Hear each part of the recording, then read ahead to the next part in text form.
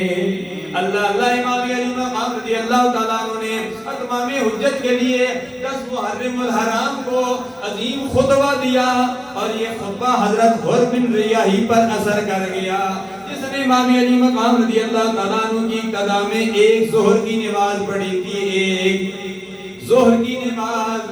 وہ سوچنے لگا، یزیدی دیکھنے لگے کہ آج حر کو کیا ہو گیا ہے، کبھی دائیں طرف دیکھتا ہے کبھی بائیں طرف دیکھتا ہے۔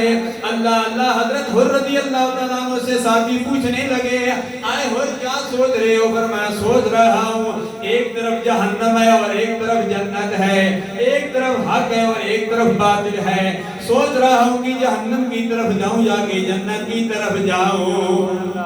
اللہ امام علی مقام رضی اللہ تعالیٰ عنہ کے قافلے میں آ گئے، عرض کرنے لگے، اے نواز رسول امام حسین، میں آپ کے پاس آ گیا ہوں، میرے لیے کیا حکم ہے؟ اللہ امام الانبیاء صلی اللہ علیہ وسلم کے نواسے نے فرمایا حر کا مطلب ہوتا ہے آزاد، تو حق والوں میں آ گیا ہے، آج سے اللہ تبارک و تعالیٰ نے تمہیں جہنم کی آگ سے آزاد کر دیا ہے۔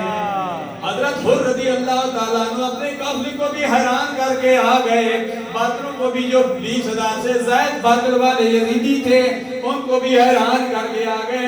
وہ سوچتے رہ گئے، اور حر رضی اللہ تعالیٰ عنہ نے نعرہ لگایا۔ کون سا نعرہ لگایا؟ نکل کر لشکر اعداء سے مارا حر نے یہ نعرہ، نکل کر لشکر اعداء سے مارا حر نے یہ نعرہ، یہ دیکھو یوں نکلتے ہیں جہنم سے خدا